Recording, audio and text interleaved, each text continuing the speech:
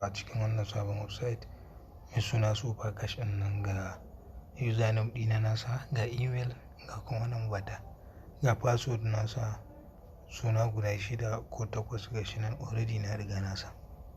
So ga shi nan zan yi sign up. Ga shi ya zo ya buɗe. Register successfully, zan zo ne login. So sun ce invalid. Email ɗina zan sa. Email ɗin da na sa zan sa a gurin. Ga shi nan zai buɗe. Ya buɗe.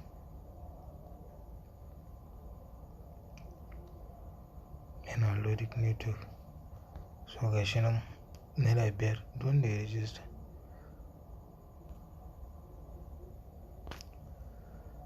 Wanda ya register shi ma zai ga account ɗinsa naira 5. So ga shi nan zai ka zo nan kai tax.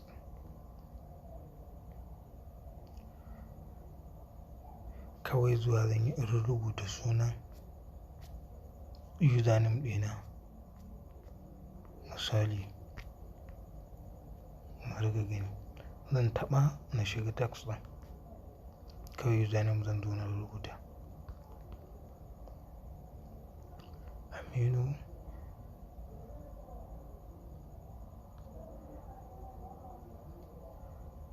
Ga shi nan na sa yanzu sun bani successfully banana to ga wani naira 4. To duk wanda zai yi sai ya ƙarar da su gaba ɗaya. Kowane ɗaya ga shi nan za su nuna ma adadin abin da za su biya ka. Za ka yi ta yin su har sai sun ƙare, kai ta yin submit. Kai ta submit za su yi sun ƙare, bari ku ga mutu. Na ku ga kuɗi na ya ƙaru. Ga balas ɗina ya koma 11, na yi tax guda 2. So sun ce idan kai withdraw so ɗaya ba za ka sake ba sai kai musu upgrading.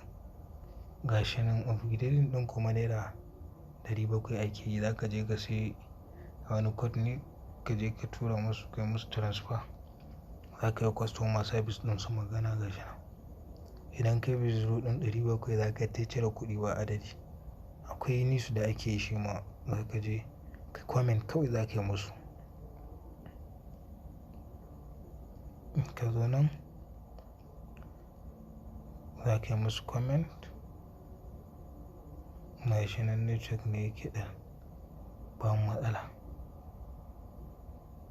So ga shi nan zan zo taɓa read mode ɗin, read more. Kawai zan iya zuwa ma in sa OK. Shi kenan yanzu ya yi successful. Ga shi nan sun biya ni. Sai na fito in sake zaɓa wani. Shi ma har sai na ƙarar da su, suna da yawa. Sai na ƙarar da su gaba ɗaya. Kawai OK zan ta sa. Ga shi nan bari mu dawo baya, mu dawo menu ɗin. Ga shi nan mun samu naira 17. To a haka an kai musu deposit ma kana sa musu naira 700 a lokacin.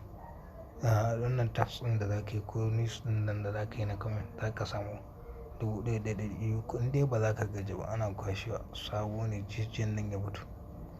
So ga wanda za su yi upgrading ga shi nan sai su taɓa upgrade. Ga link ɗinka upgrade. Ga shi nan sun ce idan ka yi withdraw naira 100 so ɗaya ba za ka sake withdraw ba sai ka yi activating ɗin account ɗin.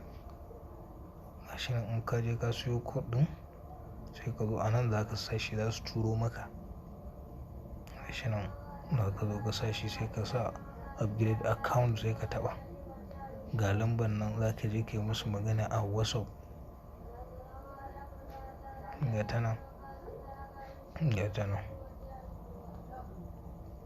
Ka je kai musu magana, za su turo account number su ka tura musu. Za su turo maka da, in ka tura musu naira 700 za su turo maka da code ɗin sai ka zo ka dawo baya ka sa shi a nan gurin da aka sa input ɗin. Shi ne kai, amma abin ana kwashewa, ana samun alkhairi sosai. Wannan legit ne don mun gwada mun ga yana yi mun cire gaskiya mai shi nan account number kuma direct zuwa a bankin ka za ka je ka sa details ɗinka account number da sunan bankin ka idan za ka yi withdraw.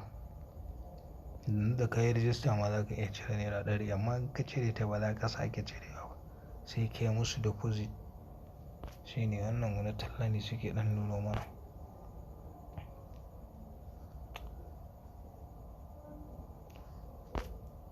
Talla ne suke nuno mana wallahi. Ni kuma ba na son karanta shi dole to Allah dai ya taimaka gashi nan.